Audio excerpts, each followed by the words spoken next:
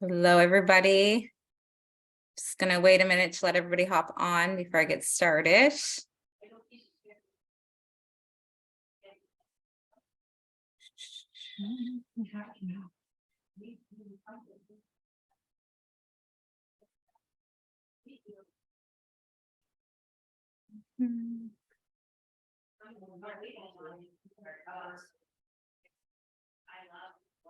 I'm wondering if it's just the setup went different this time because even my chat and everything looks different. Oh.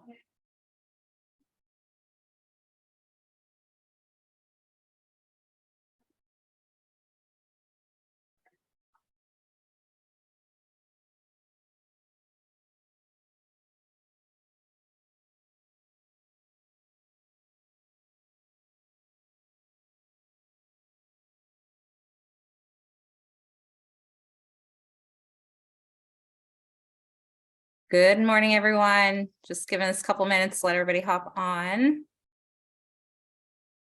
I'm trying to make sure everything's good to go.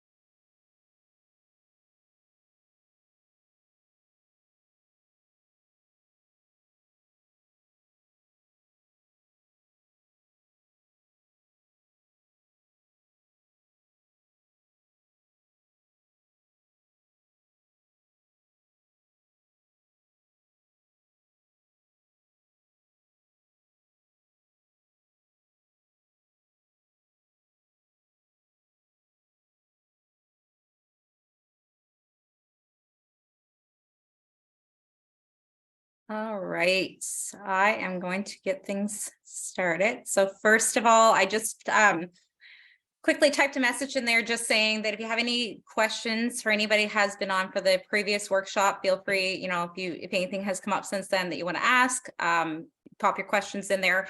And Jen, are you still there? Or am I on different? Yeah, I'm here. Okay, were you saying, I'm sorry, what did you say about the chat box again?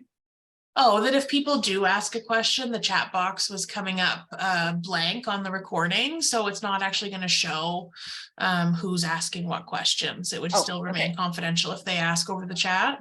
All right, perfect. Thank you. I wanted to make sure I was clear on that was the right chat that we were talking about. So yes, if you have any additional questions, feel free to put in there. Once this seminar wraps up, you will also have my contact. So I want to make sure that everybody, if there's any follow-up, by all means, I'm here to support you throughout this. Menopause is one of those topics that, like I said previously, we don't talk about enough. There's a lot of misconceptions and stigmas around it. A lot of taboo topics is not always something of comfort. So just know that I'm here, and that's after the seminar to support you through this. Just kind of keep moving myself around here. So first and foremost, welcome everybody. This is part 2 of the series. So I'm going to start the first few minutes just kind of recapping a few points from the last seminar, because I think it's really important when we're talking about things like the stages of menopause, and just more around the symptoms of menopause. I won't take a lot of time on this, but I did want to recap it for anybody that may not have joined us last time, or just as a refresher, because it's not always, like I said, well known and discussed. So to move into this, you get my lovely mugshot twice here in the bubbles. So I'm Lauren McLeod. For anybody that does not know me, I am the owner of Supplements 101 in Stellarton, Nova Scotia, and I'm also a menopause practitioner. In this last year, I've moved into practicing in that area. But what drove me into it was really the silence. Okay, so I've worked in the health and wellness industry for 20 years now, and what I've always noticed is that a lot of this dialogue comes up repetitively in my store, and one-on-one. And what I've also noticed is that they're coming to me because they don't have a lot of support elsewhere. So they're bringing up conversations to their practitioners, they're talking with different people, and they're just not getting the support that they need. And so I just wanted to take that a step further, and I came across a 2-year program. And within that program was going to be focused on specifically menopause. So for me, it was one of those opportunities to really dive in deeper. I have a passion for, women's health and really helping just give more clarity. Like it's so disheartening when you see, not just women, but in this, in this aspect, we're talking that in that category, but just so much, struggles. And yet we're at a point where we've never had more technology at our fingertips, but there's a lot of misinformation out there. And not to mention, it's a lot of doom and gloom, and it's really, really tough. Hang on one second. There we go. So it's really, really tough. And it's just time to break through this. So when I note on here, like, it's time to break that silence taboo, start providing our women with the support that they need. And realistically, what you deserve.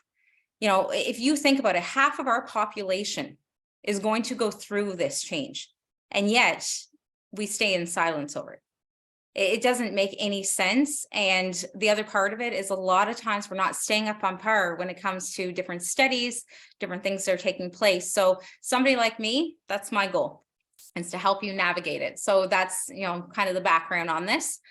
With menopause practitioners, we don't just support the physical aspect of health, it's the whole picture. So it's, a holistic approach, head to toe. My goal with every consultation is to really get to the root cause. Every symptom, there's that cause effect. So whether it's going to be stress related, dietary, different things, there's always a cause effect. Hormones definitely play a role. We know that, we see that. It's not, that's the one thing that I think we have a commonality about in society. We can say, like, hormones definitely affect us, but there is so much outside of hormones that we're not acknowledging, that are amplifying the symptoms, or better yet, causing them. So when I go through a consultation, that is the basis of it. I go through the symptoms, your lifestyle, your history, and get a better glimpse of who you are. And then from there, start building out kind of the focuses of what we want to go with, and then take it from there. But it's a really unique, just a unique experience, because it isn't just a matter of okay, here's what's going on, here's a supplement, or, okay, we're not just treating the symptom. The whole goal is to get to the cause. And like I said, any questions pop up, feel free to let me know. So just want to do a quick follow-up. A few questions came up from the last session. So first things first, we had a question around, if I had an ablation, then how do I know if I'm in menopause? That came up actually two different topics around the ablations. It seems to be more common the last while. I'm getting a lot of clients that have had ablations as well. So I'm just going back here to make sure I answered this correctly. Okay, so if you have an ablation, one of the questions was, am I in menopause? Because obviously you may not be having a period any longer. In some cases you have an IUD in place, so it's hard to know what's taking place. It is not cut and dry. The ablation is not necessarily doing any impact when it comes to the ovaries. So your ablation does not put you in surgical menopause. You still want to take precautions, especially around pregnancy, just STDs, different things, like take care of yourself. But the other side of it is that you are not in surgical menopause. So with surgical menopause, the only impact is when you remove both ovaries. Okay, or both ovaries have been impacted because of, it's called POI. So it would be an insufficiency where your ovaries stop producing the follicles, and that causes it as well. So other than removal, that really is the only other side, except for natural menopause. So to keep that simplified, if you've had an ablation, no, you're not in immediate or surgical menopause. So the real question I get from there is, well, then how do I know? How do I know what's going on? So there's the natural indications with perimenopause. So you have things like, you may notice the hot flashes. Usually one of the first indications is impacts to your sleep. If you start getting up at that like 2, 3 in the morning and you're just restless and you're having a difficult time, that's usually a good indication as one of the symptoms of perimenopause. If you start noticing unexplained weight gain, or maybe you're having cravings for starches and carbs, I mean, these are general things, but they're all usually indications of perimenopause. As for actually entering menopause, a lot of times I get the question, can I have my hormones checked? And I went over this in the last series because you realistically, there's really no point in having your estrogen, progesterone levels checked. And the reason I say that is because when you feel good, so do your hormones. So, if you test my hormones at 2 in the afternoon and I'm just kind of, making my way and happy-go-lucky and everything's good, my hormones are probably reflecting something similar. If I'm having a night sweat and all of a sudden I had my blood tested during that, it's going to have a whole different result. And you're probably then going to go, okay, well, there's definitely an indication here of menopause. A couple hormones that you can have checked. One is your FSH and the other one is your LH. So your FSH is your follicle stimulating hormone. That is what triggers the initial, the ovulation. That's what gets things rolling when it comes to estrogen side. Your LH is the luteinizing hormone. So that's what controls the progesterone. So when you're, getting close to gestation, promoting gestation. So when our bodies are nearing menopause or going into menopause, what you notice with those two is they start firing up. The levels go significantly up and they're staying heightened. And the reason for that is because you have the FSH going come on, ovary, let's get it rolling. Let's get it rolling. And then the ovary is not responding. And then it starts getting a little bit more fired up and it's looking for a response and it's not getting what it needs. Then you have the luteinizing hormone. It comes into a certain point of your cycle where it's going, hold on a minute. It's time to get ready in case you're pregnant, and it's starting to promote the uterine lining, and it also is controlling, as we have the actual cycle. So that lining, once again, it's not responding the same manner because there's no egg coming down. There's no changes. So those two hormones, you'll typically see those increase and stay increased.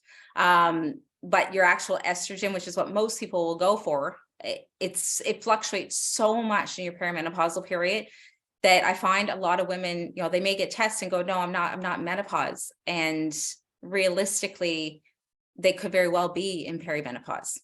Okay. So like I said, to back that up, if you've had an ablation, no, it does not mean you're in surgical menopause.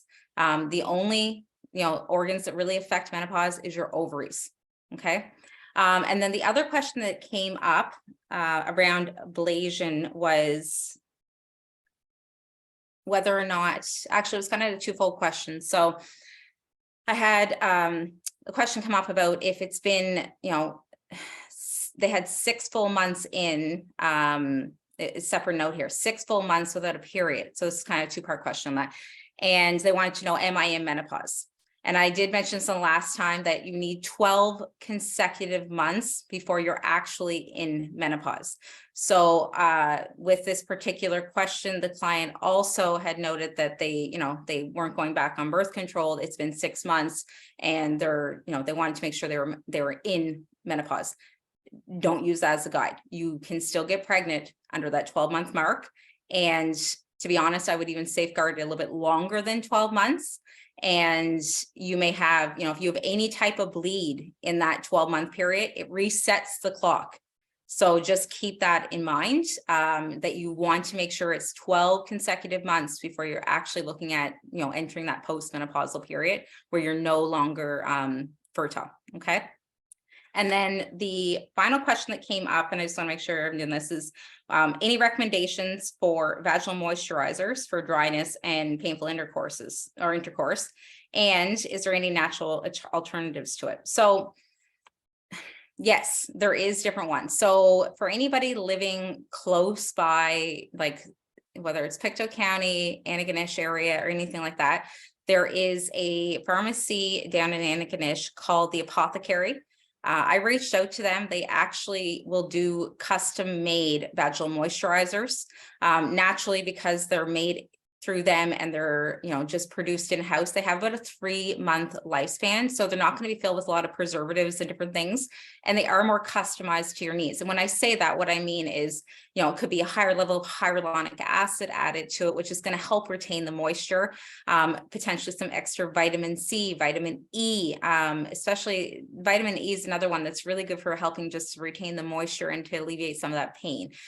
With moisturizers, I'm happy to see that come up because I know in the last session, I'd said a lot of times we're directed right to a lubricant. And I'm not saying you can't use lubricants, but putting like just normal lubricant on damaged or dry skin, it might alleviate it for the moment, but afterwards you could be in, more pain, you might have more discomfort. It's not a long-term solution. I'm not saying, don't use it. It's just, if you want something that's more of a longer term solution and something that's going to give you a better result, definitely lean towards vaginal moisturizers. So aside from something like the apothecary, if you're not there, definitely check with your local pharmacy, because sometimes they will produce something behind the counter for you. When you buy something on the shelf, a lot of times I will recommend, there's one called Replenish, and there's another branding that I just recently see, but they're typically found in like Lawton's, Shoppers Drug Mart. They're down by like your just other like fertility products and condoms and things like that. So they're just kind of tucked in there, I think, honestly, by the Vagisil, but you just got to look for it because they'll say on their vaginal moisturizer. The only thing I do mention with that is obviously the longer the shelf stable, to have that stability and different things. So you're going to notice it may have more preservatives. If you're sensitive or anything like that, you just want to be, just be mindful of that. It may take a couple items to try it, but it's all about consistency. When you're using a vaginal moisturizer, to get peak results is really in about 3 months. So the first, month, you may be using it 3 times a week. And then you want to use it consistent like that. And then all of a sudden we start dropping it down. And then by the end, a lot of my clients once to twice a week are using it for maintenance. But it's, it's helping to actually replenish that moisture so that you're not having to think about lubricant all the time. And to be honest with you, I've had clients with severe, dryness, and they don't want to take the alternative of using an estrogen therapy. So when they use a moisturizer or different things, it helps them even sit easier. These are things we don't talk about. And if you have prolapse, for example, and you notice that you're having some bladder leakage, anything you're doing to help rebuild the walls and to help with just putting moisture and that suppleness back in is still beneficial for you.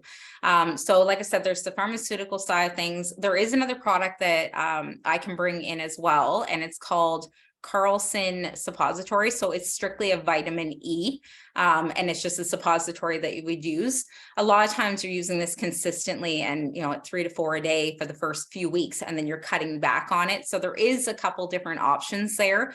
But like I said, if you have questions, the contact that's in there, feel free to reach out to me. And then that way there, I can discuss it more one-on-one with you as well. But to go back to that point too, I wanted to mention that the 3-month, I believe it was like a 3-month life, like a shelf life on that moisturizer through the apothecary. And if you used it consistently, you would use it within that time frame, and it was about $30. So it's nothing too crazy, but it's something that's definitely that I would definitely consider, even for on a personal level. Like, it's just a little bit better quality. And then the other question that come up was around low libido and whether or not there's any natural supplements that you can do to support a healthy libido. So yes, there is. There is all different products out there. A couple things that I tend to like to lean on is something like DIM, for example. So DIM is, to back it up, when you eat or like chop up broccoli, it causes a chemical reaction. And that chemical reaction then produces a product called indole 3-carbinol. Probably not going to care about this part, so I'm just going to rhyme through it. But that converts to, like, one of the things that converts to in the body is DIM, and DIM helps with natural estrogen support. So it helps with the balance and regulation. Typically testosterone is, one of the impacts, because a lot of times we don't think of that as a female hormone, but it definitely has an impact on the libido, the hair growth around the face in areas that nobody wants it, and things like that. But that is one thing, is DIM as a natural supplement. So it's derived from, like I said, the active component that's coming out of things like broccoli, cauliflower, cabbages, Brussels sprouts. You can still eat these products and still naturally obtain this, but it takes quite a bit to get the same levels you'll be getting through a supplement. The other side of it is, the other day I had a client said, I hate those products. I'm not going to eat them. I will if I have to. That's not a long-term solution for that client. Like, I'm not, to say like, okay, for the next, 2 or 3 years, we're going to incorporate these vegetables that really you hate. Or secondly, if I have a client who says, I really get gassy and bloated from vegetables, so, I don't think it's the right fit for me, by all means, then there's an alternative to it. Through your diet is always, a peak way to obtain the nutrients. But supplements are there for a reason. So we want to make sure that, time and place, getting the correct supplement. So, knowing the quality behind it. Like I said, right now, I'm kind of talking about more on the just menopause support, but supplements and like the natural health has been really my forte for 20 years. So I've had the opportunity to see behind the scenes and how Health Canada is dealing with things and what it entails when you're buying like different herbs that are regulated in Canada, NPN numbers and things like that. So it's, like I said, there's a difference in supplements. It's like everything else, quality matters. So when it comes down to, like I said, you have DIM. Another one that's really good is called Maca.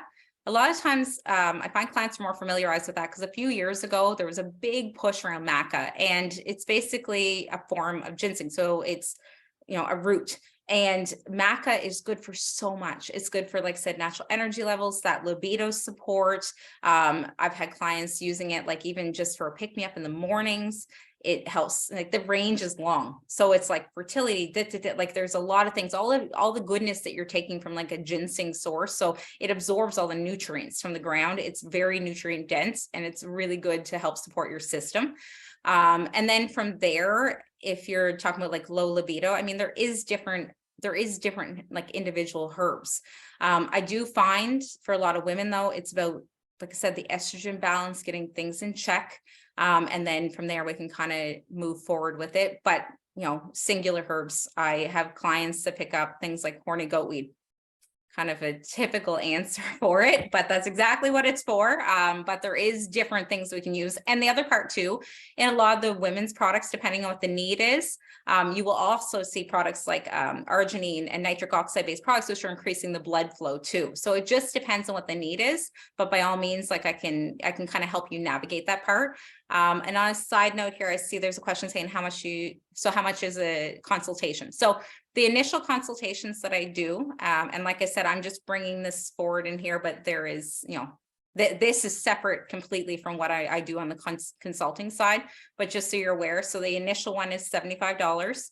That lasts about 60 to 75 minutes. That's where I'm gathering all the information. We're really pulling it together. And then usually I'll follow up with you, within the day to have, more of our focuses. The follow-ups are $50, and that's plus tax. So I tend to sit down during those. It might be, 30 to 45 minutes. I apologize there. And it's more focused on just how the progression is going.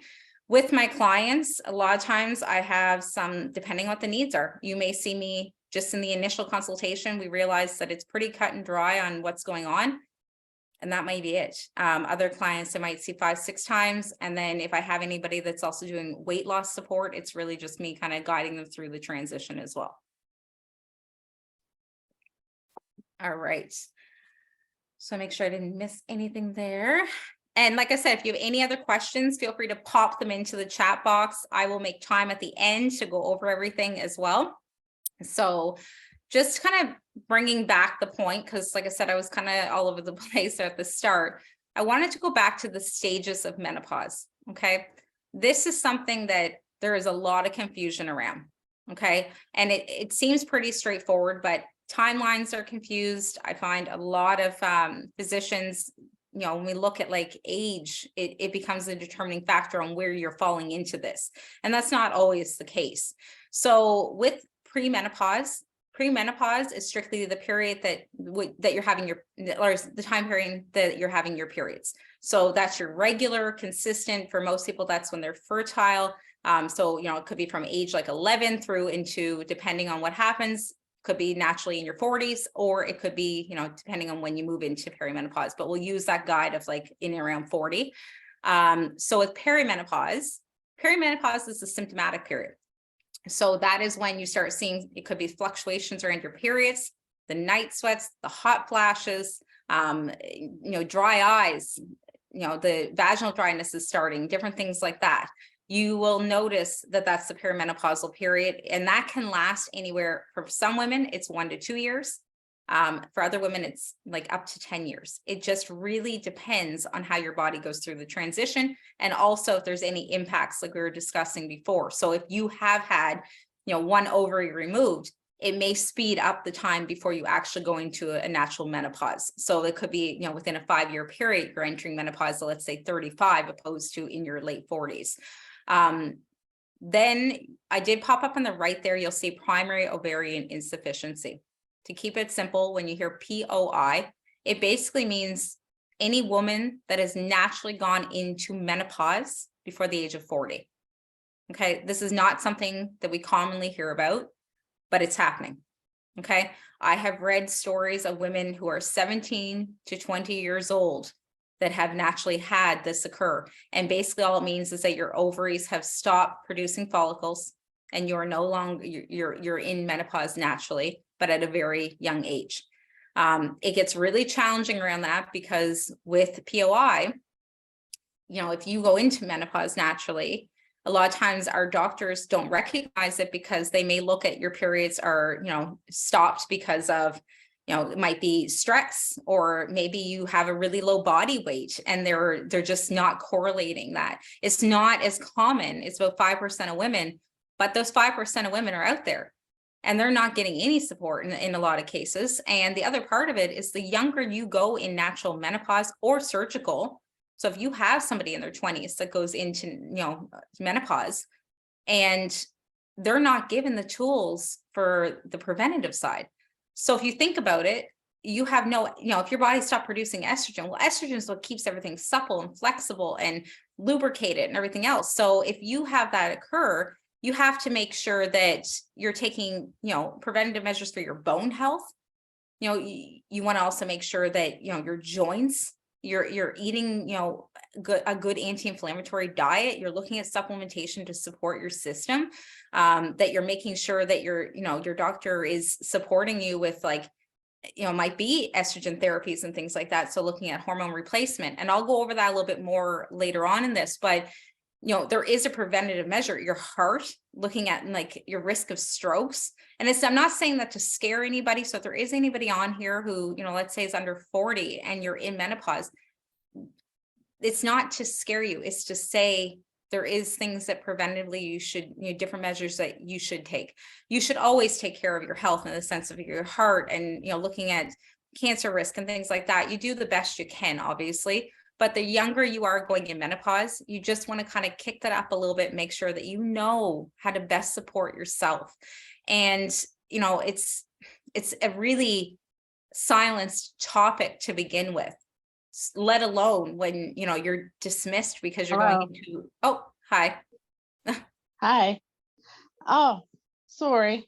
That's okay. I was just going in and out of here. I was trying to, sorry.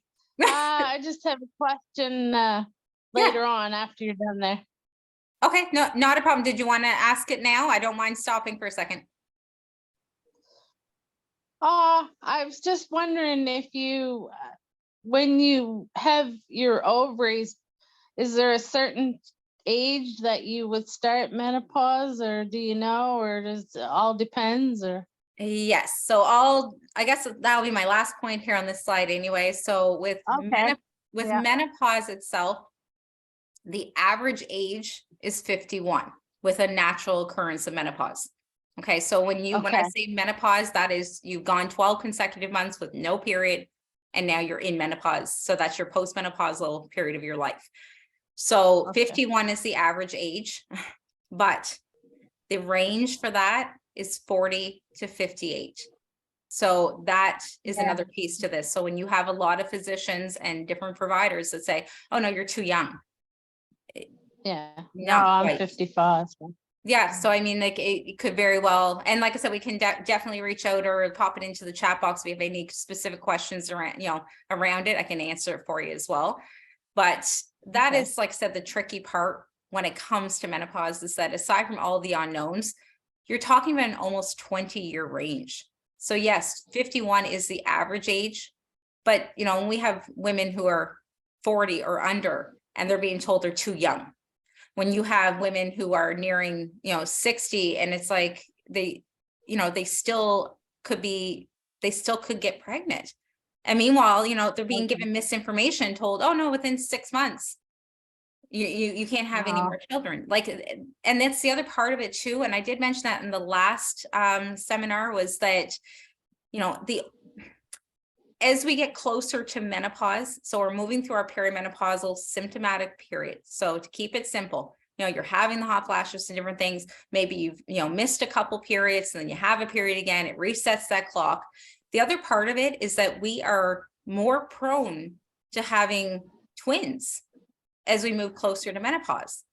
And so, there is a lot of women that end up in their late 40s or even 50s that end up pregnant with, pregnant with twins.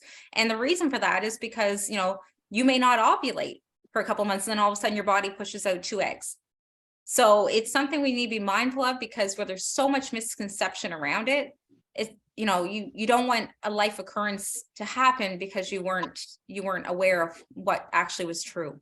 And I guess that's a piece of it. I know I can still hear you there. Did you have any other questions around that? Well, I'm 55 and I'm definitely menopausal, but I haven't sleep issue. I haven't slept in like off and on for 6 months. Yeah. So I don't know. I've been going to the naturopath to see for sure what's going on there. Yeah, and the sleep is such a common discussion. Unfortunately, it's one I would safely say in 9 out of 10 consultations, at the end of it, when we're setting our primary goals for it, sleep is a factor.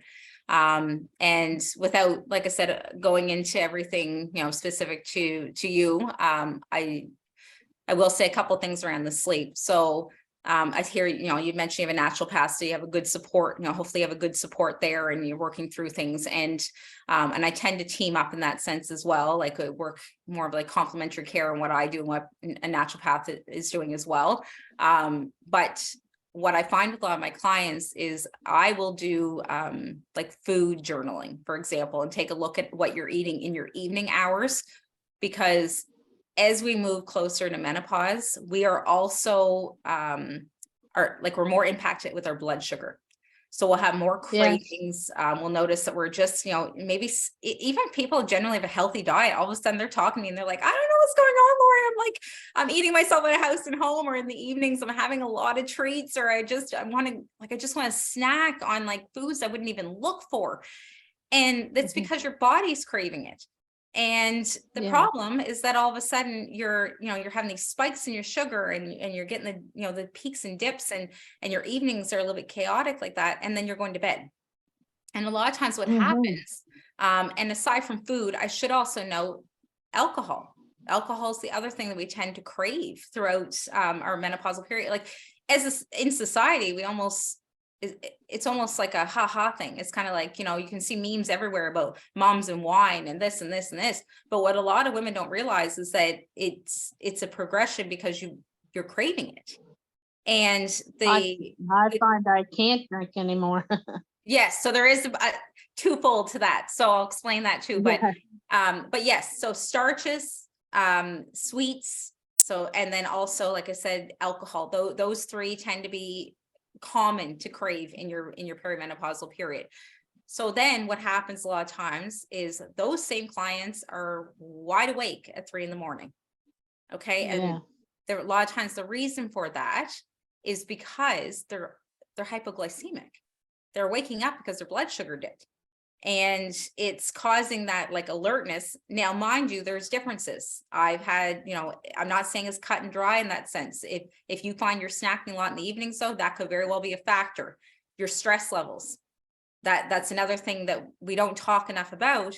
But realistically, there's always a balancing act, it seems lately, where you have like 50 plates in the air, and it depends on what you have going on in your life. But realistically, this generally is a period where you're reflecting on your past life.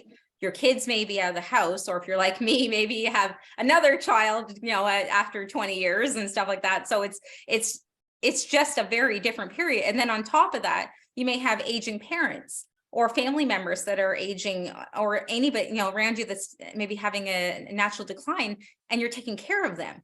So it's a lot of stress on you, let alone adding in work, your view on menopause, how you're feeling, if like what's your health like, different factors in there.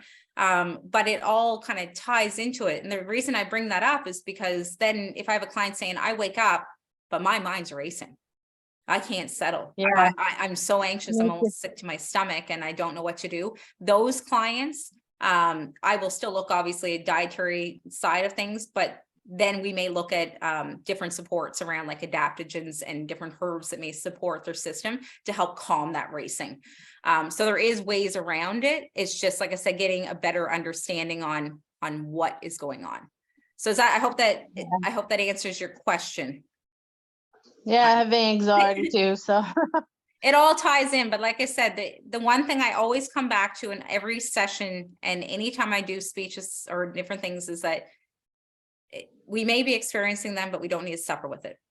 There is answers out there. There is solutions there. It's just figuring out more of the dynamics around what's impacting you and what could be causing. Because a lot of times what I see is, a client who, let's say, is having difficulty at night sleeping, and they're just given melatonin, and it's like, okay, great, here, maybe it's helping you get to sleep, maybe you're staying asleep for a little while, but it's not quite cutting it. Well, a lot of times it's not quite cutting it because it's not getting to why you're not sleeping. It's masking. So that it's doesn't like, help me. Yeah, no, and I bring that up because it's generally known when it comes to melatonin, but there's different ones out there. It's just, like I said, it's figuring out like what is the cause effect. And I'll go over a little bit of that as well here in a moment, but I did want to mention, like, with the sleep aspect too, it's looking at the environmental factors. So I'll get into that in a minute, but yes, like I said, if you have any other questions, just pop them in there as we go along, and I'll make sure that I stop and answer it for you. Okay, thank you. Oh, no problem. All right, so moving on to the next one. This was kind of a recap from last time, and I will try to just move it and keep moving forward. I hope that it's not too scattered for everybody so far, but hormonal changes in menopause. So to kind of keep it simplified, we have three main hormones. So we have our estrogen, which typically it breaks down actually into three different forms, but to keep this simple, estrogen is our main hormone. Okay, so it's our main female hormone. That is what causes a lot of the symptoms that you're experiencing. So it's that fluctuation, and that fluctuation could be happening hourly. And it changes throughout the month. Like yesterday, for example, I was reading this, there's a menopause nutritionist over in the UK. I tend to follow a lot of people in the UK, and they were saying, like, the double whammy is being PMSing in perimenopause. You want to kill somebody. And I was like, and I kind of laughed, but it's really, you have so much fluctuation in the hormones that it definitely causes an impact for a lot of women. And they do feel like they're almost, like, to keep it, like, I've had the comment made, like, I feel crazy. And a lot of times, like I said, estrogen is driving a lot of that, and your progesterone is tying into it. So with your progesterone, that is what's helping to thicken the lining, as it says, prep for pregnancy, but it also supports healthy sleep. So that's the other factor with it. Hang on just 1 second there, everybody. I just see, can everybody hear me okay? I'm just gonna. Okay, hang on 1 sec there. I just noticed a message come through. I'm not sure if it's somebody on here or not. Okay. And then the last point on there is, like I said, testosterone. So although we look at that as a male hormone, it's not. Okay. It's not just a male hormone. It's a female hormone as well. We just don't talk about it as often. And it is basically our sex hormone. When it dips down, that usually is what's also impacting your libido. It supports, like I said, healthy mood and energy as well. It's just, like I said, for us, often estrogen tends to be more of a dominant discussion because it's the symptoms that we're trying to alleviate. And a lot of those symptoms are correlated to estrogen on its own. But those three all have an impact. Progesterone for a lot of years, to be honest with you, I mean, I remember even probably early 2000s, I used to sell a lot of like wild yam creams and progesterone creams to support your system. And, you know, we didn't have a good understanding on how estrogen, like dominance and just over time, really the lack of estrogen, the impacts of it. So our focus was really on progesterone, but progesterone wasn't the main driver of the symptoms. So it's interesting to see how that changes over time. And to think, you know, we're in 2023 and it's only in the last little while that you're seeing more education around this piece as well. So I'll get into that a little bit here, but I did want to mention a couple things that kind of tie into, sorry, I'm just checking here because I wasn't sure if this is somebody on this. Okay, I can get a response. Could anybody just pop it into the chat box if you can hear me? Because I'm not sure if this is somebody on that's having difficulty. Okay, thanks, Jen. Okay, so leave that be. So I went over quite a bit of this already, but I did want to mention, like, you know, we talk about myths versus facts around menopause. There is a lot of information out there, and it's almost disheartening in some ways, because a lot of times what I see working within and really diet culture for a lot of years, and looking at different supplements that companies have put out, there is great products out there, but a lot of times what I find is that they're really preying on vulnerability. So one of the things is, you know, when it comes to, we talked about the pregnancy aspect, you know, can you get pregnant after 6 months? Yes, you can. You need to have 12 consecutive months before you're in menopause. So, you know, be mindful of that. The other part was that, you know, you have to be older. You're not going to go menopause till you're older. Not true. Okay. If you're symptomatic, there is a good chance your perimenopause period is starting, and it could be starting sooner than the next woman. Okay. And having such a wide range on, like I said, the age gap, where generally it's 18 years. So naturally that has an impact in it as well. But there's a lot of like I said, just stigmas and myths around it. So for example, weight loss. I get this question all the time, and I will have clients come in that, you know, when they sit down, they're like, okay, well, I just need something to lose weight fast. If my estrogen is up, well, then can I just balance that back out with progesterone? Like just balance my hormones and away we go. No, it's not that cut and dry. There is factors as you go towards menopause. Like I said, your blood sugar impacts are different than they were when you were, you know, when you're younger or before you were heading into menopause. You may find that you're just, you know, you're eating differently, things like that, but then also looking at the actual hormones and how they're impacting your body. So what I will see is a lot of companies that will do like a Facebook blast, and it's like, you know, lose 10 pounds and don't change a thing. I mean, to me, it's common that, like, it's kind of common sense that it's false advertising, but it's done in such a strategic way that it's easy to fall into it. So the reality is weight gain can occur during menopause. It is not uncommon. It doesn't occur to every woman, but, you know, it does occur. And it's something that a lot of times takes, you know, dietary changes and looking at what supplements truly would help you rather than just a diet pill. Because the problem with that, the other side of it, aside from the fact that it's diet pill, is they're usually caffeinated. And caffeine coming through menopause can trigger more hot flashes. Like, we don't have a definitive answer on that, but we know that that's typically a trigger. We know caffeine can cause that. So it's something else to be mindful of. But there is a lot of misconceptions. So another one that I want to mention was, I have clients will say, I had a full hysterectomy. I'm in menopause, I'm in surgical menopause. And then once you actually talk to them about what full hysterectomy means, technically a full hysterectomy just means your uterus and cervix has been removed. So your ovaries haven't been touched, but in society, we tend to just generally say full hysterectomy. But if our knowledge is a full hysterectomy is everything, but in reality, it's not. When you're talking from one woman to the next, there can be a lot of confusion in there. And a lot of women believe that they go into menopause if their uterus alone is removed, or if their, fallopian tubes are removed or anything. You don't. You don't go into menopause until, like I said, either both ovaries are removed or you naturally have your ovaries shutting down. Okay.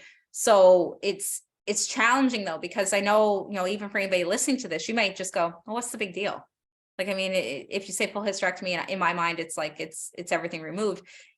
It's a big deal when we put out information like that and one person's knowledge of it is totally different than the next woman. And then all of a sudden we have one that's actually in menopause and one that's not.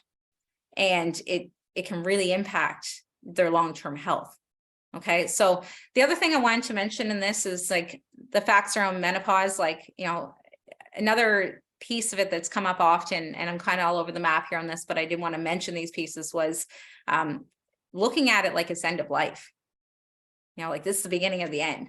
And there may be some of you kind of laughing. I hear this, and it's tough because a lot of the times that is the way it's been pushed on us, like as a society, and through different marketing campaigns, like from big pharma and different things. And I can explain that a little bit further because this really started in the 50s to 60s.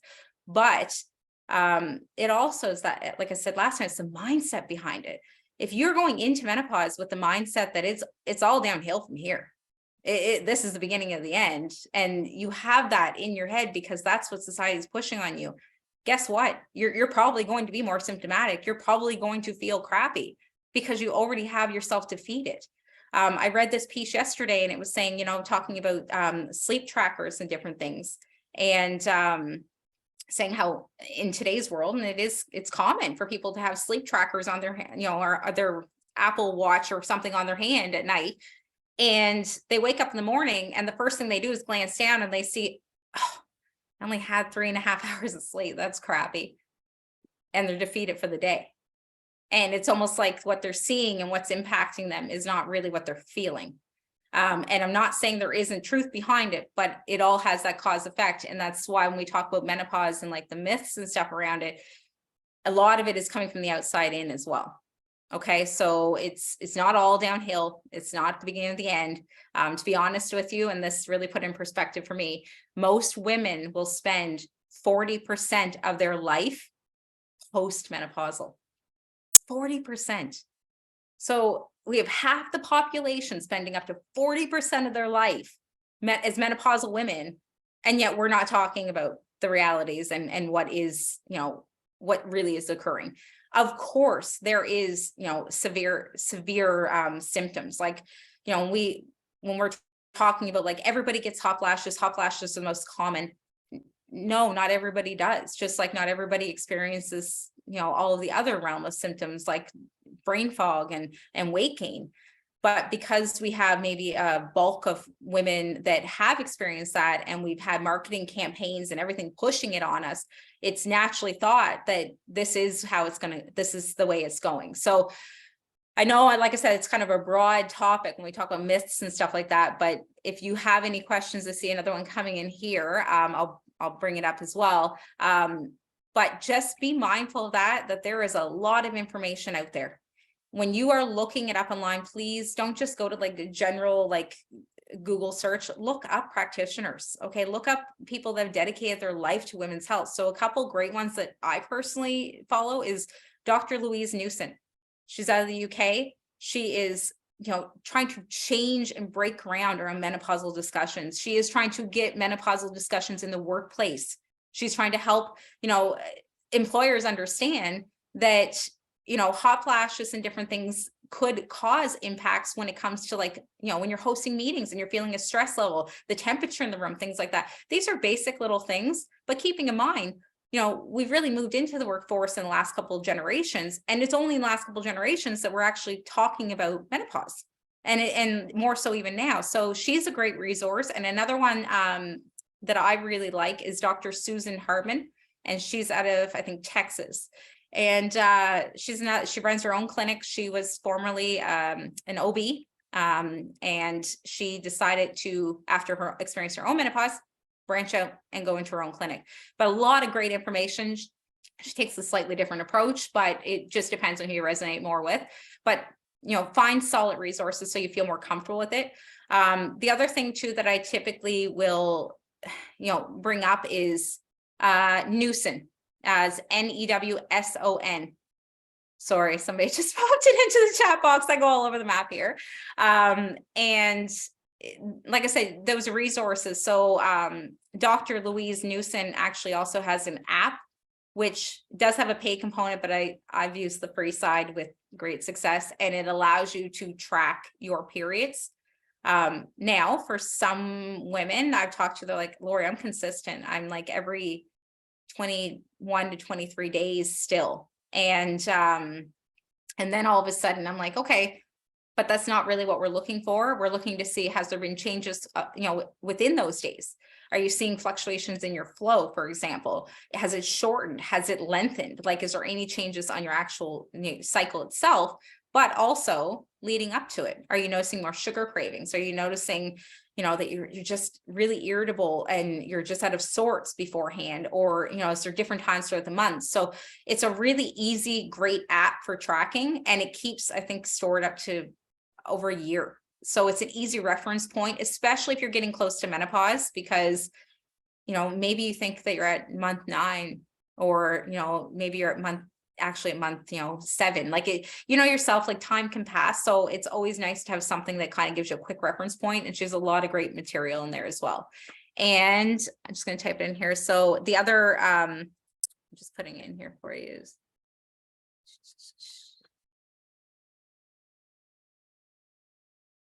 So the two, like I said, I jot them in, and there's other practitioners. It's just these two women are very vocal, and they have different approaches. You will notice with, like I said, Dr. Hartman, that she will get into like, anti-aging stuff, but in a different aspect. It's not done as like a negative. It's more or less just focusing on things within yourself. And like I said, Dr. Louise Newson, she's a little bit different because she's all about the educational side of things. So I'm going to back this up because there was a question here I want to answer before I move on. So itchy skin. Okay, so this comes up a lot actually as well. So when we go back to that lovely conversation around estrogen, when our estrogen starts declining, like I said, that is what controls a lot of the suppleness, the fluid. So that's a lot of times you're getting the dry eyes, the vaginal dryness, you're noticing dry skin. I've had clients with super itchy ears. Okay, so like they're like, I don't know what's going on, and it's actually a perimenopausal symptom. A lot of times those symptoms, just so you're aware of this, is not 100%, but a lot of times what you'll see is when you get to a point where you're having really dry, itchy skin, your ears and eyes are dry, things like that, it's usually coming into the later part of your perimenopausal period, just so you're aware of that. Usually what I've recommended, it's tough because a lot of times it is still more topical. So things like neem oil, I have depending on the client, like just making sure that you're not having like hot showers, like all of the basics. Watch what you're using topically in the shower as well. So try to stay away from a lot of like, a lot of the fragrances, things that can dry out the skin further. After your showers, a lot of times I'll recommend something just like a good coconut oil. Okay, and just use that on your skin. Ingesting a lot, I lean towards olive oil a lot of times, like just kind of like lubricating from the inside out in a sense, but I find neem oil and coconut tend to be the two that I lean towards. And the other part too is you may get a sensation of crawling. So I do get that, not as common coming up, but it is a symptom of menopause, is if you get that crawling sensation on your skin. Just checking, make sure I didn't miss anything here. Yeah, so the itchy skin, for the most times, like I said, it's generalized, like legs and arms. I do find I get more of that, but to be honest with you, it can be anywhere, because like I said, it's the estrogen decline throughout the whole body. So just keeping in mind, if you start noticing really dry hands, it's tough in our climate too, because this time of year, if you're already experiencing dry skin, all of a sudden you come into the winter, you know, just be mindful of just those different things on when it comes to like I said, the showering and what you're using topically, keeping the fragrances minimized and things like that. But neem oil is the other one that I typically recommend. All right, so just moving along here, I'm just looking here because I can talk all day. All right, so menopause, you know, what's it affected by? Well, a host of things, but we're going to keep it simplified here. So lifestyle tends to be more of a discussion in store, like when I'm sitting down with clients, than sometimes I even have around just hormones itself. And the reason I say that is because we, you know, and I'll get into the food dynamics and stuff, but our world functions on convenience. And a lot of times our foods, they're full of junk, preservatives. A lot of times people don't realize we have up to 5,000 preservatives in our foods now, or our foods aren't like, and I'm not speaking for all foods, but a lot of foods that are processed, we used to look at like, okay, processed food, they're hyper processed now. They're actually, you know, almost like foreign to our body. So it can cause a lot of concerns there. But looking at like different choices. So like I said, it could be the alcohol consumption and different things, and habits. Like, I mean, yes, I can go over the generalized ones, like I mentioned, sort of like, you know, do you drink 4 or 5 cups of coffee a day? Kind of my guilt to cut back on, but it can definitely factor into how your body's responding to menopause. Your mental well-being and ability to cope with stress, that's a big one. And like I said, that could be a variety of factors. Your home environment, which we'll talk about here in a second. It could be your work is stressful. Like it's just that go mentality we have as a society. And then to add in just the normal stressors, like, you know, I don't know about some of you, but like, I mean, I'm bouncing around sometimes, like in the run of a day, I might be, you know, home, work, at you know, one of the kids' schools, and I'm over here, I'm there, and it's just always a balancing act, and it can really impact us. And also, like I said, whether or not you have that mindset around aging, for example, or just it's that beginning of the end doomed feeling, like there's different things in there. But I will say too, on a side note with mental health, and this is something I do bring up in sessions, and some of my clients kind of get taken back on it, is I'll say, you know, have you experienced any like big trauma, like different events, whether it's, you know, it could be on a personal level, it could be a car accident, it could be different things. And sometimes, you know, I'll get that look of like, yeah, like I have. And I'm like, okay, well, be mindful of some of those reoccurring feelings that you might have thought you got rid of or suppressed, because that's the other part too in this stage of life, is we tend to, like I said, go back, revisit, and then we're bringing it into our current life, and we're thinking about all those pieces. So a lot of times I have referred clients over to different therapists even to kind of work through things. There's no topics off to limits, I guess, when it comes to menopause. It's really just supporting your whole system as you're going through a transition. So I hope, like I said, for anybody, if you're noticing, maybe when you wake up at night and you're restless, all of a sudden you're thinking about things that maybe you haven't thought about in 20 years, just being mindful that could be associated to just this transition of life too, and not to just discredit it, you know, look at how you can move through it. Economics, I think we can all agree, and I'm going to bring this point in a second, but you know, we are dealing with different things right now that at a heightened level. So looking at things like inflation, for example, also the access to health supports could be where you reside. I will say that, you know, since COVID, we've had at least the opportunity to do things like this more frequent, where you can have individuals all over that have still the opportunity of coming together and getting the supports they need. But in a lot of cases, if you're living in rural communities, you may not have the same support to providers. You may not have the same, you know, financial accessibility either. Like it just depends on your dynamics. But I did want to also mention that in some areas, you may have really great providers who are open-minded. You may also have providers that, you know, let's say it's your family doctor since you're 3, if you still have one, and they just kind of disregard you, and you get kind of backed into a wall. So when it comes to, all of these different pieces, it can be really challenging because you may not get the same level of support as the next individual. So like I said, if you're on here and you have access to online, there is different platforms. There are definitely great information to at least give you a starting point. And like I mentioned, those couple doctors and stuff, but I can refer additional resources as well. There's just so much behind it. And environment, your place of living, is it chaotic? Do you dread when you go home from work? Is it always, do you find that having a space that's really cluttered and unorganized is really challenging for you? Like, I mean, these sound like basic things that we deal with day to day anyway, but as you're going through this transition, that could amplify your symptoms. Okay, that could add into your sleep issues. That could add in different things. You're not going to be able to change everything, but just know that there may be impacts that you're not even recognizing at this moment, because we've wrapped it up to its hormones. Okay, so don't feel hopeless, I guess is what I'm trying to get at with this. And then, like I mentioned there, like obviously genetics play a role, and then different things like age and race. And there's so many pieces to this that, like I said, I hate when we hear, oh, well, it's hormones and that's the end of it. Of course it is, but there's a lot of factors that we don't want to discredit that could easily be resolved to help you. Okay. Kind of moving along here, but like I said, if you have any questions at all, let me know. I clearly talk too much when I'm like parched here. It's crazy. All right. So kind of went over the lifestyle and choices and habits. Just keeping in mind simple things like, do you drink a bit of, quite a bit of water? That's something I struggle with.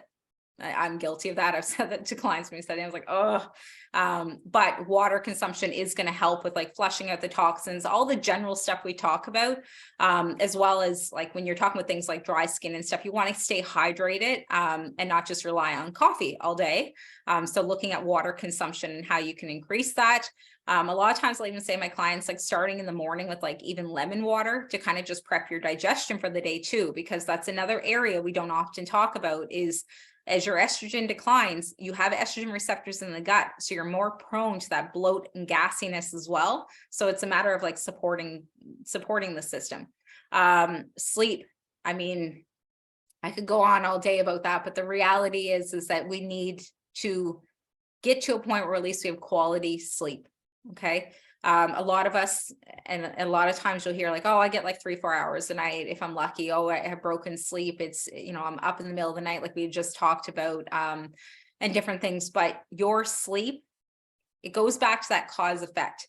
So if you're not sleeping, guess what? The next day, you're probably not eating that well either. Or you're fighting yourself to eat well because your body naturally wants to go back and eat carbs. It wants just more of that junky, quick fixes in a sense. And it makes it that much more challenging because, like I said, a lot of times we think weight gain, we're thinking one aspect of it, but realistically your sleep could be factoring into that as well. So sleep is definitely something that we always want to look at. And like I said, our food consumption, just all of our lifestyle, like looking at it from a bigger scope in a sense, like, are we eating as best we can? Are we taking care of our body as best we can? I'm going to be honest, 95% of us probably on here can say, no, I'm not.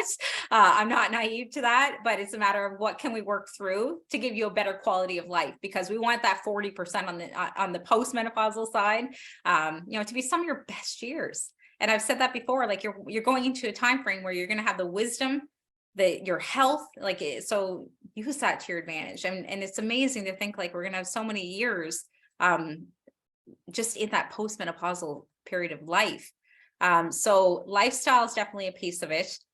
We talked about mental well-being, so kind of jumping along here, but taking care of you. I made a note towards the end of this, so you're going to see it twice here, but if there is anything I can say myself being a woman is that I am really good at taking care of everybody else, and I'm not always good at taking care of me. And that is something that I know from my discussions around best friends, clients. We often we are we nurture, we care, we take care of everybody. We're running around, we're thinking about, who's missing what this week and what needs to happen. And a lot of times what that causes is we're on the back burner. And this is a time of life where, as much as you may go, well, that's just the way my life is, I strongly encourage you to try to cut out some time for yourself. I wrote this on my page last week and said, you know, here's your reminder, you know, do something for you. And it's not always something elaborate. It's not planning weekends away and stuff like that, but you need to take care of yourself. We can use that, you know, the cliche line, because you can't take care of others, but realistically, you need to take care of yourself, because this is a big transition and you want to do it as healthily as you can. And to be honest, as happy as you can. And part of that is, you know, not minimizing yourself even more. And if you're struggling with things, then, you know, allowing yourself to just acknowledge it and have some time to yourself. So take care of you. I know, like I said, that's a broad scope for me to say that in, but if you have anything specific, reach out to me, because I'm happy to help you just with kind of like just little things that you can do to support yourself. Because like I said, we are in a time and age where you see everybody posting about self-care. And a lot of times I'll read and go, oh, I wish I had time to go do that, but I don't. But that doesn't mean I can't do something that's special to me. And the other part too, and I'm not, this isn't my forte, but a lot of times this is where you see a lot of women work on like their inner child work as well. And, you know, bringing up some of those things that were nostalgic to you when you were little, like I had noted last week, like even if it's a matter of taking some time just to watch like maybe your favorite movie and stuff like that, like just things that might have been like life got in the way and you don't have time. Like one thing that, and I hate to say this after the whole blood sugar thing, but I mean, like if it's a matter of having something like an indulgence in, you know, maybe your favorite ice cream or something that you used to enjoy when you were young, like to take some of the pressures away. So like I said, your mental health, definitely look at how you can prioritize that. And one of the ways you can do that is your diet. Okay. So I had mentioned to you digestion and menopause. That is a big topic because it changes the bloat, the upsets. You're just not handling foods the way you used to. You know, maybe it's just stuff that's bothering you. You're getting heartburn, different things. But just keep that in mind that a lot of times that's coming from the fluctuation. But I'm going to kind of take a different spin on this for a couple of minutes and talk about, you know, a lot of times we talk about digestion and starting, whether you're talking to an individual, it's like, oh, it starts in the mouth, it starts in the gut, you know, like da-da-da. What if you really looked at like digestion starting in your brain? Okay. So one of the things that came up to me and I was like, oh, that's so accurate is, you know, when was the last time you ate uninterrupted? Like when I'm at work, a lot of times if I'm eating, I'm standing, I'm moving, I'm trying to do two things at once.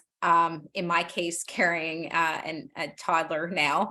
You know, I've been guilty of even standing in my kitchen and having discussions with my family, or, you know, it might even be things that are pressing or urgent. I'm just stuffing food in and not even thinking, or I'm sitting in the car or I'm, you know, it's late at night and I'm on my phone scrolling through stuff and I'm eating at the same time mindlessly. And that's the key thing here is we're typically mindlessly eating and it's affecting our digestion. Okay. So if your brain isn't ready to eat, I guess that's the way we look at this, then your body and digestion is not ready. So slow down. I even noted in here that a lot of times when I think of slowing down, it's like wasted time. And that's something that we got to kind of shift our focus on. And I'd encourage you to think about that is, you know, you're not going to have every meal in silence. You're not going to have every meal and different things, but just be mindful of that because it definitely impacts your digestion.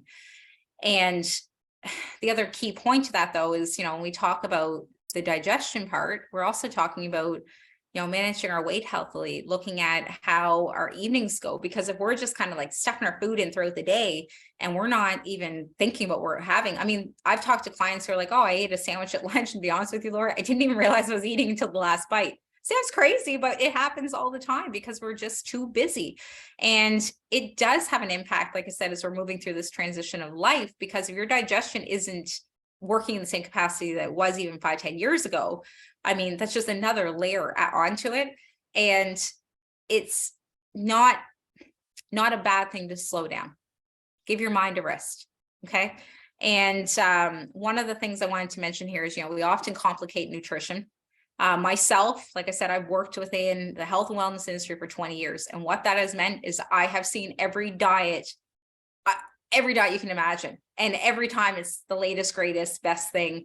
I will tell you that I've seen great success stories with keto. I've seen great success stories with paleo. I've seen, my vegetarian vegan clients have great success. I've also seen, South Beach, Atkins, Jenny Craig, you name it. I can't believe, like, that's just scraping the surface. Like, that's just, but if you think about it, every year, it seems like something new and exciting is coming down the pipeline. This is going to be the quick fix. This is what's going to help it. It's no wonder there's confusion around food. Okay. Like, if I look at my mother's generation, for example, it was always low fat. My mother has a heart attack when she sees me eating butter. Because, it's butter, it has full fat. You should not be eating, skin on whether it's meat, or you shouldn't be having fats, and you should be eating low fat. We now know that low fat means more chemicals. Okay. So it's a matter of shifting your focus on this. So a couple things is, like I said, mindful eating. So that whole rest and repose, or rest and digest, keep that in mind. The more you can do that, the more you're going to help yourself. Just like I said, with different symptoms like bloat, irritability, stuff like that as well. Our typical diet is really focused around, like I said, it's convenience. So hyper processed foods that are basically no longer food, but yet we've become reliant on it, and it's affecting our overall health. And when I say this, I say it because we don't connect the dots between, our hormones and our liver, for example, or our adrenal glands, or our, all of it, your whole system has that cause effect. So if you're not eating well, your body's responding in different ways. And so for example, you're eating foods that are heavily processed. It's, in a sense, clogging up your liver. We'll just use that as a basic term. And all of a sudden, your body's trying to get rid of negative estrogen. Is it effectively able to move it out of your body? Right? Like, are you able to get an estrogen balance? Because that is one of the supplements that you'll often see is liver detoxification with estrogen balancing. Because, like I said, if you're eating a lot of junk and you're not, like in alcohol, different things, it's having an impact on your liver, which is a cause and effect on your symptoms. I did mention here, and to keep this simple, I'm not going to say that there's one diet that's the best. I mean, that's not even in my place to say that. I've seen a lot, like I said, over the years, I've seen a lot of success, and I've seen a lot of horror stories, to be honest with you. And I've had my own horror stories. But if there is anything I can say today, other than being mindful when you're eating and slowing down, is just focus on whole food, real food. That's it. And real food sometimes takes a little bit more time. So I'm going to try to bring up a few things here to kind of keep it simplified for you. But focus on healthy fats. Myself, olive oil tends to be a good go-to for me. It's something that I can easily incorporate throughout my day. It's not overly costly. Like, you can get quite a bit of time out of a bottle. So if somebody, if you're listening, you're like, yeah, well, it's great to eat well, but I can't afford it. I'm going to give you some tips and tricks here, but when it comes to an oil source, that's definitely one. Obviously you can look at nuts, seeds, different healthy fats, coconut oil.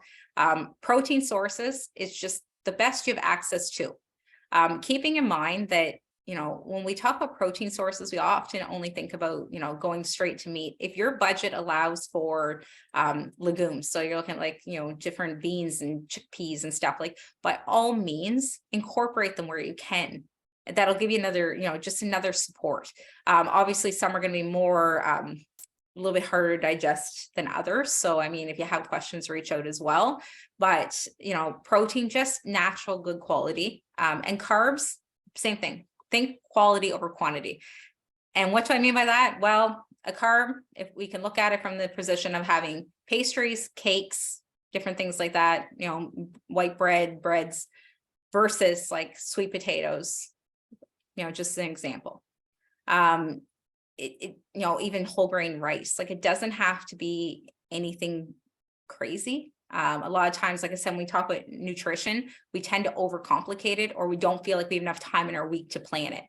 So one of the things that, I typically will say is, plan to have something like, whether it's your favorite type of stew this time of year, or a chili, or something that you can, carry through a couple of days and freeze, or different things.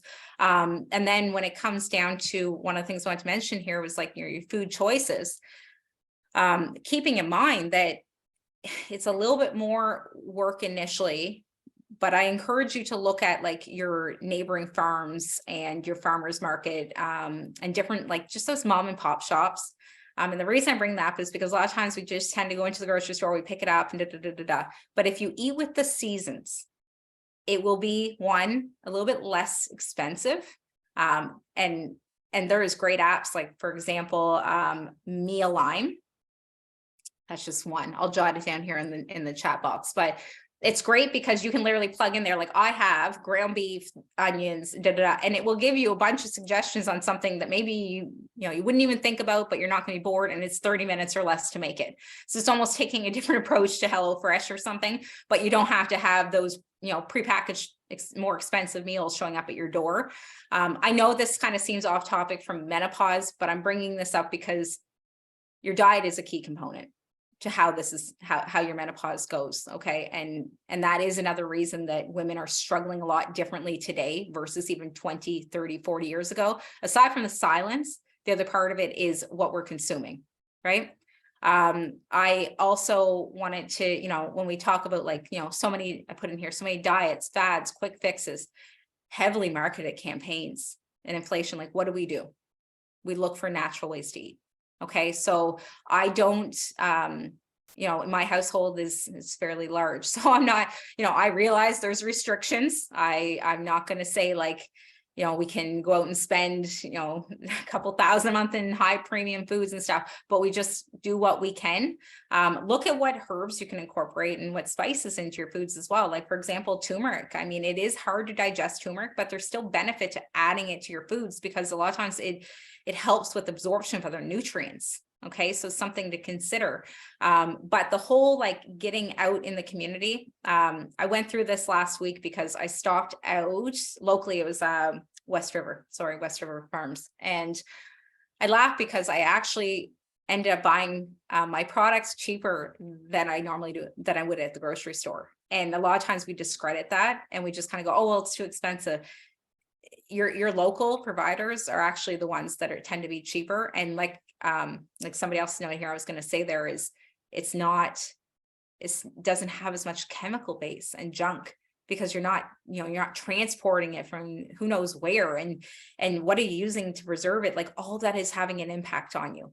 Okay. So before I wrap this part up, one of the things I've said to even clients is they're talking about, they'll talk about diet and they'll say like, oh yeah, I eat this type of bread, and they pick it up at the bakery at such and such. Commercial bakeries typically add bromide to their bread and their baked goods. And bromide is great as a preservative, but it competes in your body with iodine. So iodine is a key factor in your thyroid working properly. So, when I talk about like little things you can do, the more you can do at home and get back to kind of that core basic, the better. The more you can do for yourself, the better. It is not going to be the be all end all. Maybe, for yourself and your family, it's like, okay, that's great, Lori, but like, we can't do all this. Well, you don't have to do it all. Take baby steps and see what you can incorporate throughout your week as well. I just wanted to make sure I didn't miss anything on that. Sorry. And somebody mentioned intermittent fasting. Yes. I get a lot of clients with success with intermittent fasting because we've been led to believe we have to, it's like that grazing all day and like you're eating from morning to night and stuff like that. It is that rest and digest is okay. So, we've spent years with the mindset of like, eat 3 meals, have this, have that. You don't necessarily have to do life like that. I have a lot of clients that have great success by doing, it depends on how restricted you want to be. Some will do 16 and 8. Okay. So they may do 16 hours with no food. They have an 8-hour period they choose and they're eating during that period. And then they stop eating again. And then other clients will do 12 and 12. It just depends. The longer you can stretch it out, I typically see like, just more, they have a little bit better result when it comes to like their blood sugar balancing and kind of keeping things in check. Is it easy initially? No. Is it for everybody? If you're, if you're a diabetic, you definitely want to make sure that you're monitored. Like, I'm not saying this is, for everybody and anybody, but generally I see good success with that. If you have no underlying health conditions or you don't need to be monitored, it tends to go really well. But yes, healthy fats, good quality carbohydrates. And then the last, like I said, last point is your protein. We don't tend to talk enough about just the food side, but for myself, healthy fat, one of the things I started doing, and I'm sure at least, well, half of you are going to probably go, oh, I even do sometimes like a tablespoon in the morning, because I know I'm not going to get enough fat in throughout the day. And fat is what keeps my focus and clarity. Okay. Like we don't talk enough about that, like the healthy fat. So a lot of times I'll start my day off with, having some oil just to kind of get things started. Now, if you're initially starting with that, I don't encourage you just to jump into a tablespoon, because you might notice your stomach might get a little bit rumbly, but you could always start out like a teaspoon and kind of ease yourself up into it. But it's something, like I said, that's cost effective, but makes a big difference throughout my day as well. So just little things, but just reach out on the contact page here if you have any additional questions, and I'll stop rambling on. Supplements, that's once again my forte. You get what you pay for, without a doubt, but it's also understanding that not every company that is heavily marketed is the best quality.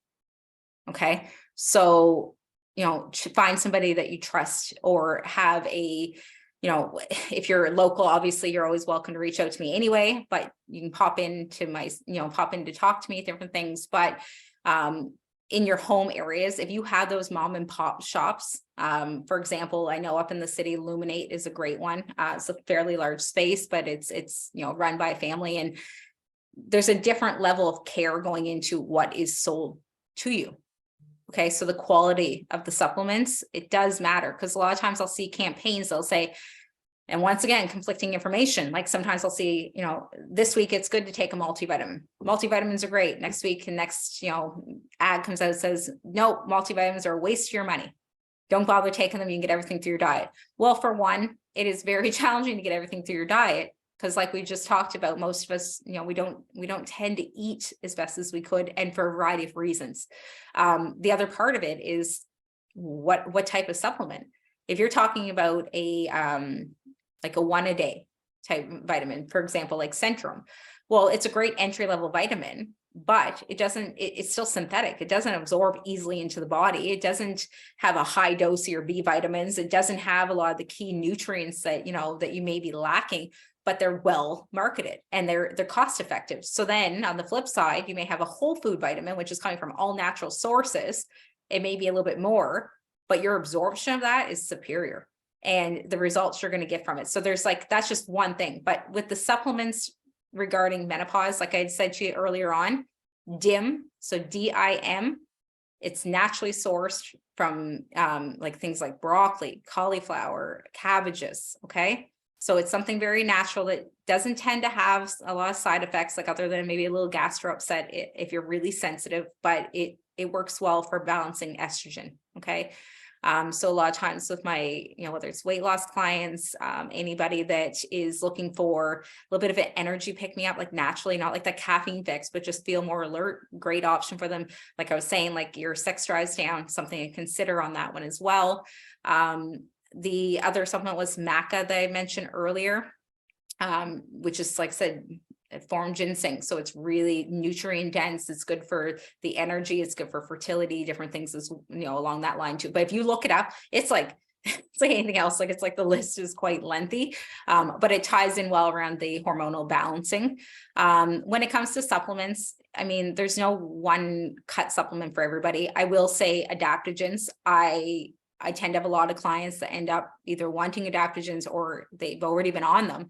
And an adaptogen is just herbs that are known to help with your body's coping mechanism of stress. So it helps you cope and manage stress more effectively. To me, it's a win-win in that sense, because there's a couple different ones that generally have, like I said, low side effects. If you're using medications, check with your pharmacist for sure before you start this. They may want you to separate in different things, but ashwagandha is a great one. It's a lot of them are, if you get a really good quality, it's like a 1 a day, you might get 3 to 4 months supply for like $50 to $60. You don't have to go that high. I'm just using a big one. And then I also wanted to mention, let's see here, ashwagandha, rhodiola. Sorry, I had to stop reading the chat box same time I'm talking. Rhodiola is another one that's really good and well researched. Those two tend to be kind of the more predominant ones that you hear about now. I used to sell a lot of like holy basil too, but those two tend to be the go-tos in today's world, seems, and they're easily accessible. Like, so ashwagandha, rhodiola, great for lowering stress levels on the body. You don't want to take a herb, maybe that's not going to work with your medications.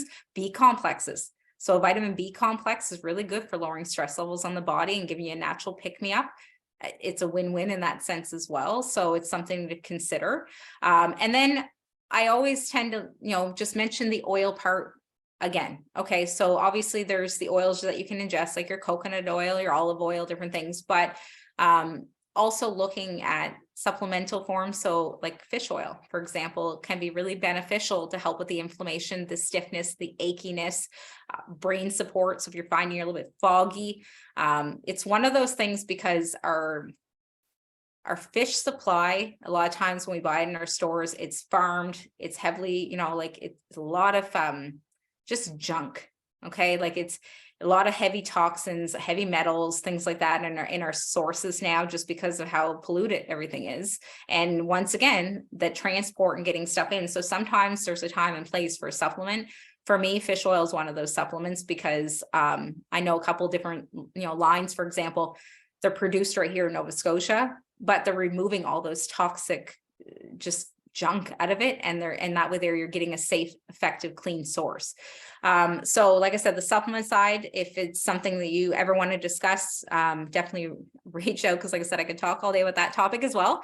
But I just wanted to bring it up because a lot of times, ideally, yes, your diet is superior, okay, but I'm not naive to the fact that you don't want to have, you don't want to have a diet that doesn't appeal to you.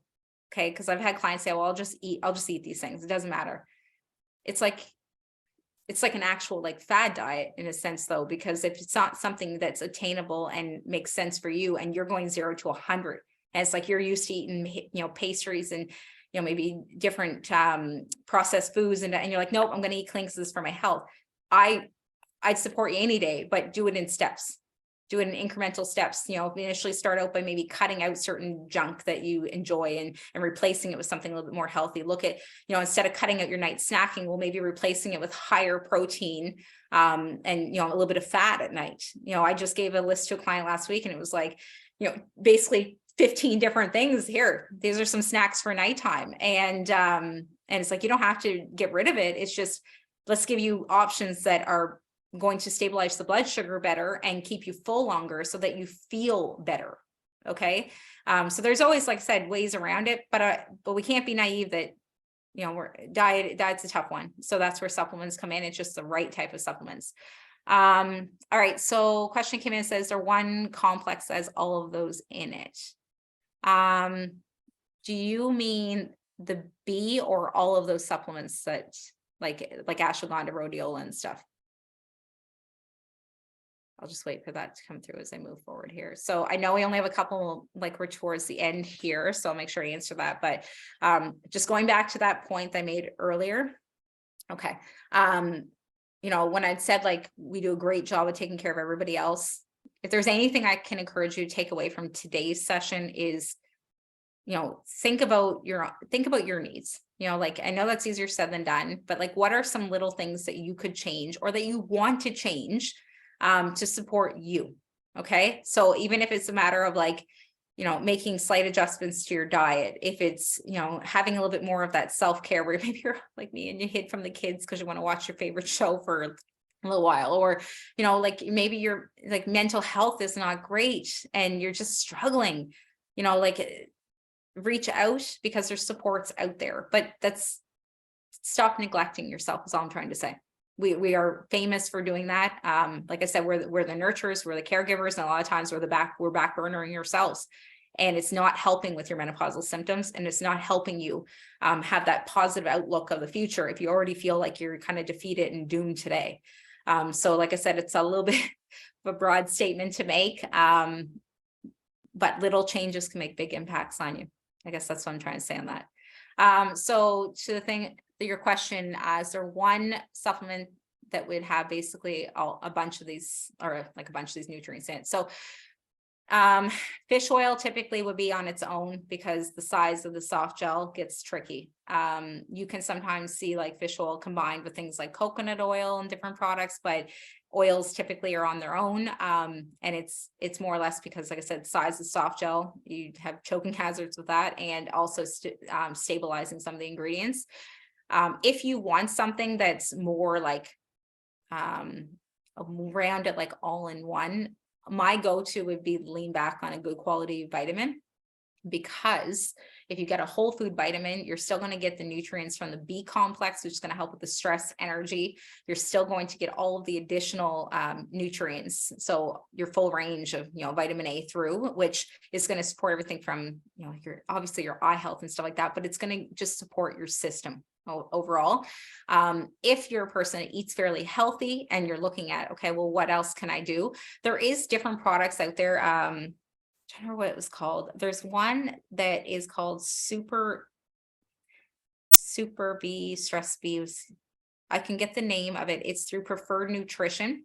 That one's actually great because it has some of those vitamins that are great for lowering stress levels, but then they added in ashwagandha. So it's made for women's health, but it's by Preferred Nutrition. So if everybody's looking for it, I think it's called Stress B, if I'm not mistaken, but they add in ashwagandha to that one. And that was a good cost-effective option too. That one was, I think, around $25 for 3 months supply. But Preferred Nutrition, Ultimate Nutrition, they are great options because they even have Ishura stamps on them. So Ishura is a third-party independent testing facility for Canada. So it's a step even above Health Canada. It gives you peace of mind if you're buying supplements, you know what you're getting. Yeah, so like I said, it's a little bit tricky because I wouldn't recommend taking every single thing I'd recommend, said for a supplemental base, but a good quality vitamin. And if your diet's good, then I'd suggest looking at something for stress relief if you need it, stress and some energy. The other part too is if you're having a lot of heavy cycles, you might want to look at iron. That's the other part. So there is different forms of iron. And like I said, I won't hold you guys up much longer here, but iron is one of those things too. If your energy levels are down, if you're having heavy flow days, things like that, you might want to consider incorporating iron, because a lot of times we just talk about the iron store, so your ferritin levels, but there's more to it than that as well. And usually coming through perimenopause, a lot of women are a little bit lower in iron. So like I said, there's different supplements, but it really comes down to your core need and what you feel like you need. So if you're going through a lot of stress, look at something like ashwagandha or rhodiola. If you are finding like budget wise, or maybe just supplement wise, you don't want to take a handful of pills. So then looking at a whole food multivitamin, so that gives you some support for your stress, but then also filling the nutritional gaps as well. So I hope that answers that for you. Okay, so I'm just going to kind of wrap this up. Jen, am I still okay for a couple of minutes? Because I know I'm kind of, yeah, I'm like 2 minutes over. Yeah, you're okay, as long as everyone else is okay to stay for a couple of minutes. But if they have to go, they're welcome to, and this will all be posted on and shared on our social media as well. So thank you. All right, so I won't take much time to kind of go over this. I'm just going to get ready to wrap this up, but I did want to bring up quickly a hot topic and something that even for myself, I'll be honest, I had a negative view on it, and that's hormone replacement therapy, so HRT. A lot of times we have, for myself at least, it was like, oh, when I think of hormone replacement, I think of like heightened risk of heart attack, strokes, different issues. It's just not good for you. And it's like everything else. I want to encourage you to, just think about the benefits behind it as well. It's not for everybody, but the reason I'm bringing it up is because the main study for hormone replacement therapy was done. It was the Women's Health Initiative. So if you want to look up this study, the Women's Health Initiative was the biggest study of all time on women's hormones, okay, and health. So it was 26,000 participants specifically on this side, just to test out like your estrogen, progesterone supplementation, okay? So they cut the study short. In 2001, I believe it was cut about 3 years short, because all of a sudden they had noticed that there was an increase in heart attack, strokes, and it was mainstream blasted. Okay, like it was like, no, hormone therapy is bad. Do not take HRT. There was a lot of information around it. And to be honest with you, 20 years later, and I can't speak for everybody else watching this, but 20 years later, I, up until this, had a similar view. And it was like, no, it's scary. Don't do it if you don't have to, blah, blah. There's a time and place. And when I say that, what I mean is the participants in that study, the average age was 63. Well, if the average age of menopause is 51 and 63 was the average age of participants, that's 12 years potentially with basically no estrogen. Okay. Estrogen, like I said, is what keeps everything supple, flexible, different things. So if all of a sudden I'm giving you estrogen, 12 years later, yes, it could increase the effects. The hormone therapy is what we're noticing is if, if within that first 5 years postmenopausal, it tends to, have a lower risk because you haven't been without for as long, and obviously be monitored. That's a key factor in all this, but it can be done very safely. The other part too, is a lot of like the participants, they didn't check for pre-existing issues. Like, to me, that's crazy. Like, we'd almost think we'd fail that study just because, like, if you have somebody that's already had, for example, a heart attack, and all of a sudden we're putting them on different hormone therapies, there's going to be a different risk factor to that individual versus, the next person who is, just recently postmenopausal and a healthy individual overall. So it really got a different rap, and that hormone replacement there, it's all encompassed from that study. So in recent years, they have now found that women can safely take hormone replacement. So your estrogen, your progesterone. If you have a uterus, you need to take progesterone because progesterone is what controls the lining, your uterine lining. If you're not taking it, you're going to increase your risk factors of uterine cancer. Okay. When it comes to estrogen, there's different forms. You can get, there's still the micronized form, which I find a lot of people are in here and use pill form, but keeping in mind that anything topical is going to go into the bloodstream and absorb easy. If you're ingesting it, it still needs to break down and digest, right? So it's going through the liver. So just long-term is something you might want to keep in mind. A lot of times now you're seeing like, they're almost like pumps and you just rub it onto your skin. There's patches so you can put on. So there is options there. But then on the other side of it, if you are specifically dealing with vaginal dryness or you're dealing with like pain during intercourse, you could be dealing with vaginal atrophy, which is basically just that you don't have estrogen. So therefore, like I said, everything is kind of shrinking. It's not as supple. It's drier. If you get a vaginal estrogen, and I said this on the last session, it localizes to the vaginal tract. So if you are scared of a risk of cancer, then this is an option that will help you address specifically vaginal dryness, and pain, discomfort, and everything. But it's going to localize to that area. So it's not going to travel through your body. The first couple of weeks, you may notice some breast tenderness from it because until the walls build back up, yes, there is going to be some crossover, but there's a lot of newer information out there that can be safe and effective. I'm not bringing this up to say like everybody should go on hormone replacement or anything like that. I'm bringing it up because it's not all bad. And if you are struggling with symptoms or you are younger, for example, if you're 30 and you had your ovaries removed and I've had this happen where a client said like, I don't want to take this because like there's risk factors.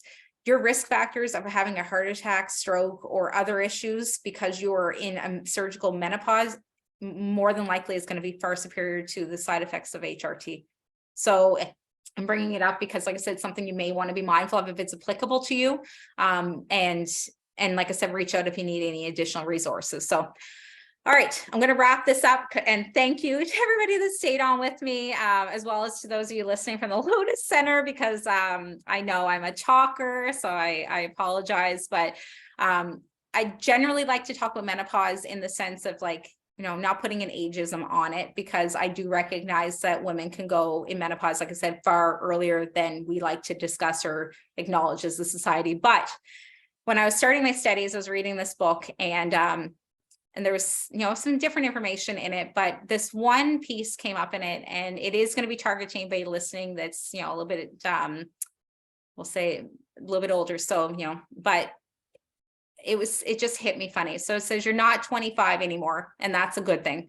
You've been around long enough to know what you want and how to get it. You're no longer cowered by the authority figures. In fact, you're one yourself. Like many of you, we look back on when we're coming of age and remember that we were in a big hurry to get somewhere. Although a lot of us didn't even know where that somewhere was. Well, now we've arrived. So take a good look around. to your new neighborhood and don't forget to enjoy yourself. It hit me funny because it's so true. Like when I talk to women, even though we discredit ourselves and we look at the ageism side of things and the fear of aging and all of the pieces, and it's not applicable to everybody, but it is a big hot topic. It's funny because whenever I say, well, would you want to go back to 20? A lot of times my clients will say, oh no, maybe for a weekend for the fun of it. I don't want to go back unless I can have the mind I have today. So why discredit yourself today? You know, take a look around, like I said, take in your surroundings and recognize that 40% potentially of your life is going to be past menopause. So the end is so far in the distance. Make the most of today. But thank you everybody for hopping on. I truly appreciate it. Yeah, like I said, I was a little bit all over the map answering questions. So if there is anything that you have, you know, further, you know, maybe you need further knowledge on, or you have questions, or you are interested in any services, I know they had posted, the Lotus Center, so Jen had posted a bunch of the information at the very top. But if you go on Thriving in Menopause, so Facebook, and my website is actually under development right now. So it's just lauriemcleod.com, but all of the information's there. I'd be happy to help you with anything. I can answer questions for you. What I don't know, I tend to have a lot of supports around me and I will direct you in the right direction. I think that that's half of the battle with this, is just keeping the dialogue open and making sure that we don't feel alone as we go through this transition. And yeah, it's just, like I said, it's an amazing journey, so don't minimize it. So have a wonderful day. And like I said, reach out if you have any questions, and thank you guys for allowing me to speak. Thank you so much for sharing with everybody, Lori. We really appreciate your time. You're welcome. Have a great day, everybody.